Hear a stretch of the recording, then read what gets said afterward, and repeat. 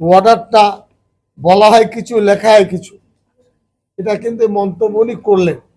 আমরা জানি না সুপ্রিম কোর্ট কি বলেছে, অফিসিয়ালি অর্ডার না বেরোনো পর্যন্ত আমরা কোনো মন্তব্য করব না। আমি জিজ্ঞেস করলাম যে এই নন ম্যাপিং ম্যাপিং যেটা আনম্যাপিং এর সংখ্যা কত, তো উনি বললেন প্রায় 32 লাখের কাছাকাছি।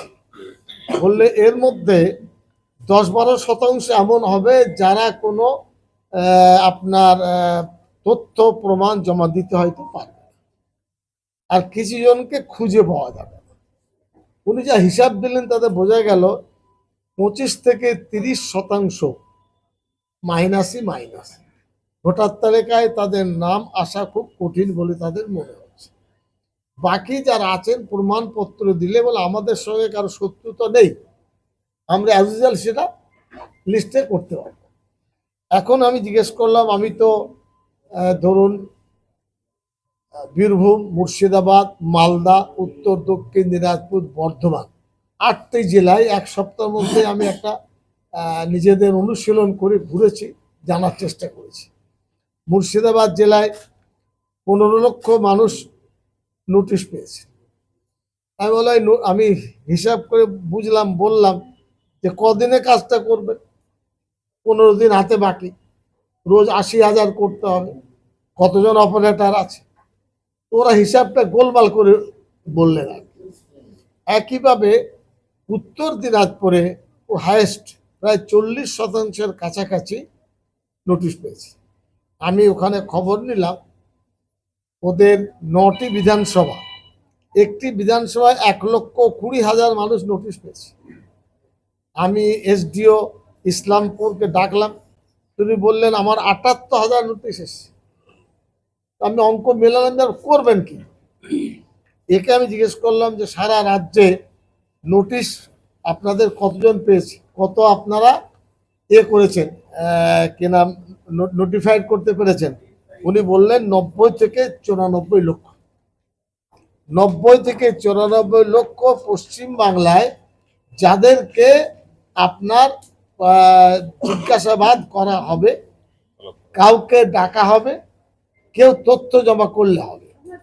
এবং এর মধ্যে আমি জিজ্ঞেস করলাম 100% আপনারা করতে পারবেন, কতদিন আপনি এই যারা নোটিফাইড হয়েছে কতদিন সময় দেবেন? ওদের বক্তব্য 31শে জানুয়ারি পর্যন্ত আমরা সেটেল করেছি, যারা নোটিশ পেয়েছেন তাদের সদুত্তর দিতে হবে। আমরা যদি না হয় ভোটার লিস্টে বাদ যাবে, না ওটা ভুল হচ্ছে, ওটা আমাদের হাতে আছে। যদি মনে হয় যে আমরা আশ্বস্ত হইনি বা ভোটাররা দিতে পারেননি, আমরা হয়তো আরো কিছু সময় বাড়াতে পারি, এটা উনি বলেছেন ক্লিয়ার। তারপরে যদি ধরুন ফাইনাল লিস্টে না আসে, তখন বললেন ফাইনাল লিস্ট আমরা প্রকাশ করব 14 ফেব্রুয়ারি পর্যন্ত।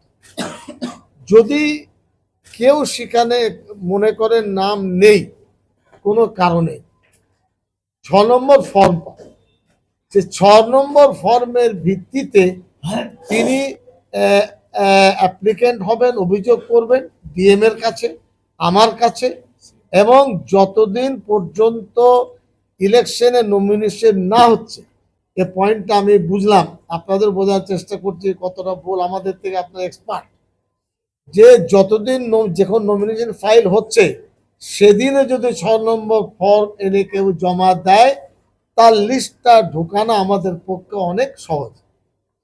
আমি লিস্ট আউট করতে পারবো না পাবলিশের পরে, কিন্তু কোনো লিস্ট কেউ যদি বলে যে 6 নম্বর ফর্মের ভিত্তিতে আমার নামটা আমি আছে, আপনি ইনক্লুড করুন, এ সিওর বক্তব্য আমরা বাধ্য।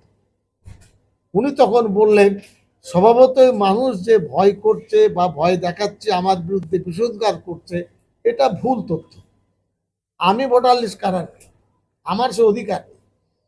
আরেকটা কথা উনি বললেন, এটা প্র্যাকটিক্যালি বুঝে নেব, কোনো ভোটারকে যদি বলা হয় যে আপনি ভোটার নন, আইডেন্টিফিকেশন করে অর্ডার যায়, রীতিমতো নেম টু নেম অর্ডার যাবে, যদু, মধু, আব্দুল করিম, যে আপনাকে ভারতবর্ষের যে সংসদীয় গণতন্ত্রের ভোটার তালিকা কি কারণে আপনাকে ভোটার করা হয়নি, নীতিমতো বাড়িতে তার আপনার জবাব দিয়ে যাবে নির্বাচন কমিশন পক্ষ থেকে।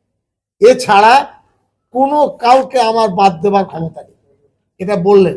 আর লোকে বলছেন আপনারা মুসলিম লোকালিটিতে খুব আপনাদের বিএলও ইআরও এআরও এরা সব গোলমাল করছেন, বলছেন এটা আমি বলছি 40% হিয়ারিং মুসলিম লোকালিটিতে হয়েছে, এটা আমি স্বীকার করছি।